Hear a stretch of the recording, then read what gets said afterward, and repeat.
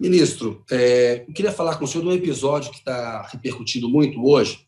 O senador Jorge Cajuru, do Cidadania de Goiás, divulgou um telefonema que ele trocou ontem com o presidente Jair Bolsonaro, no qual o presidente da República pede ao Cajuru, senador da República, a inclusão de governadores e prefeitos no objeto de investigação da CPI da pandemia, CPI que terá de ser instalada pelo Senado por decisão monocrática do ministro Roberto Barroso na semana passada, reconhecendo um direito de minoria, e o Bolsonaro também pede que o Cajuru, o senador, faça petições ao Supremo, peticione, para obrigar o Senado a apreciar pedidos de impeachment de ministro do Supremo.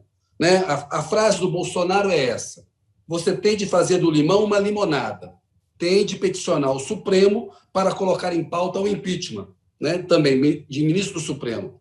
Sabe o que eu acho que vai acontecer? Eles vão recuperar tudo. Não tem CPI, não tem investigação, ou seja, o Bolsonaro sugere que, ao ameaçar votar o pedido de impeachment de ministro do Supremo, esqueçam a CPI. É uma conversa normal entre um presidente da República e um senador da República, ministro? Infelizmente, o presidente da República, às vezes, é ouvido. É ouvido no que ele desborda dos parâmetros próprios ao exercício do cargo. E eu sou insuspeito, fui um dos primeiros a me manifestar quanto à harmonia da decisão do ministro Luiz Roberto Barroso com a Constituição Federal. Ele, evidentemente, não constituiu comissão parlamentar de inquérito. Ele apenas assentou que, pela Constituição, o presidente do Senado não podia engavetar, e ainda não teve o título de engavetador da República.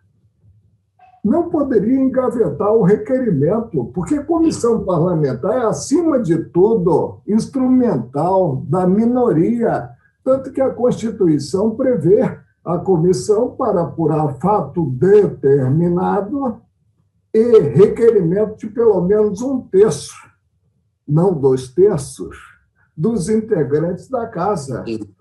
O presidente do Senado tem a possibilidade de fechar o livrinho, como apontava Eurico Gaspar Dutra, relativamente à Constituição, e engavetar o requerimento da minoria. Não! O sistema não funciona dessa forma. O sistema funciona quando, principalmente, os homens públicos têm apego ao que é estabelecido. É o preço módico que se paga por se viver em um Estado de Direito. Nós não precisamos de mais leis. Nós precisamos de homens, principalmente homens públicos, e o exemplo sempre vem de cima, aprendemos com os nossos pais, que observem as leis existentes. Ministro, o presidente da República não cometeu crime de responsabilidade ao pressionar o Cajuru a fazer esse tipo de petição, não? Aí, com a palavra, evidentemente, vem direito, né? Uhum. E que não se tenha aí uma visão distorcida quanto aos fatos, nem potencializando a fala do presidente da República, nem menosprezando o que ele versou. Ele atuou no campo da política. E o mais interessante não é isso, é que o presidente da República nada a abraçadas quando se tem crise. Parece que ele fomenta a crise para poder ou desviar o foco, ou então aparecer e apresentar serviços, entre aspas, à nação. Há uma leitura de que a divulgação da conversa foi uma forma de intimidar o Supremo, que vai se reunir para analisar a decisão do Barroso. Primeiro, só acha necessário que o Supremo tenha que referendar a decisão do Barroso? Segundo, a divulgação do telefonema constrange o senhor, constrange os colegas? Amina, eu costumo dizer que se com o meu voto eu tiver que ir para o paredão, eu vou.